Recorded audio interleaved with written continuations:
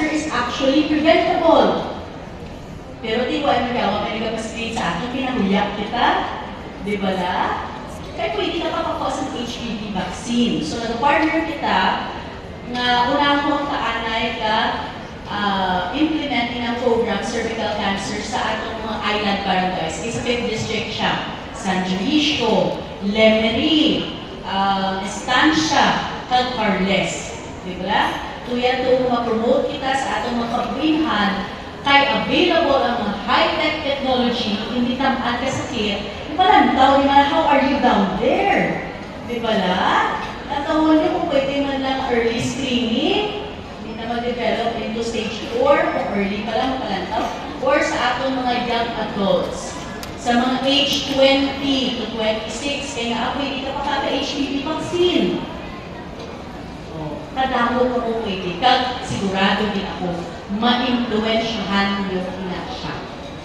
Buligi kami, kaya kung sa inyong level, medyo mapunggan na a little bit, hindi matapaan ang Iloilo Provincial Government, hindi matapaan ang mga LGU sa tanan ng healthcare needs. Kaya sa tutuod lang, sa handong sa probinsya ng Iloilo for the next 3 years, mas sobra 100 billion ang inahandog ng local investment on health.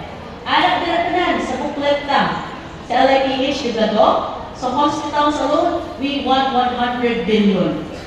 But we don't have funds for that. Pero binabutang ta kung may kwartang laad, may mga partners aton, may mabutang sa budget here, amo ni ang tanan ng mga pamayo para lang sa aton na si Manong Ilonggo. Because you deserve access to quality healthcare. But healthcare does not mean nasa hospital lang. It begins with the entire holistic well-being. Kung sa atong mga kabaladon, nag-tout si Bob sa holistic youth development. Ano man rin sa healthcare? So, kisa pa lang, preventive, diba? Treatment plan, afterwards, mental health, kami part na sa healthcare. Diba? But nevertheless, hindi ako yung speaker. Alam yung speaker ko rin sa Dr. Q. No? Nag-share na ako sa mga updates diri sa aton sa IPG para updated ko sa Italog. Because importante din na moving forward, we are coordinated and collaborative. Especially kung i-implement na rin natin ang Universal Healthcare Law. Kung maghambal ng Universal Healthcare Law, dira lang systems natin kapag collaborate. Di dapat halin sa Provincial Health Board ka, hasta rin sa barangay, dasig at panaot sa mga programa at proyekto ka. Kaya mo ina ang purpose ng Universal Healthcare Law na hasta to sa kabukiran, hasta to sa kapuluan, mabatsyagan din nila ang atong pag-atipan kananday. Okay? So, nagpapasalamat din ako sa atong mga BNS. Thank you, kids, sa inyong maupod, mapisan, at maayong mga kanabisyon. Nagpapasalamat at congratulate man ako sa akong mga kaupod sa PHO sa paghatag din sa importansya tagtiol na makaselebrat man ang atong mga BNS.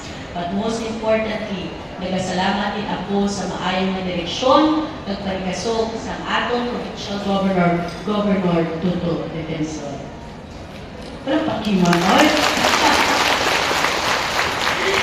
So, sa ako na si Bob, lahat ay magpapakilala sa ako yung MC, pati na ang pati pa ang message ni Bob. Sige, sa ako na si Bob.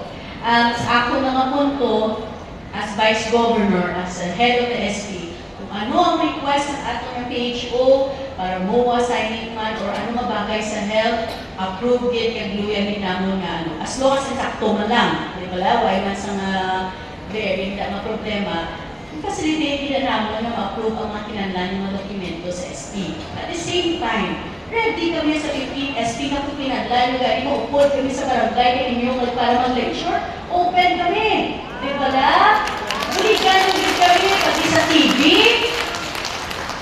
Dugay na nakatinuig na ay pakita pa ano sa TV. Di ba, dugay mag-fiesta na naman. Yung mga shots barangay na da.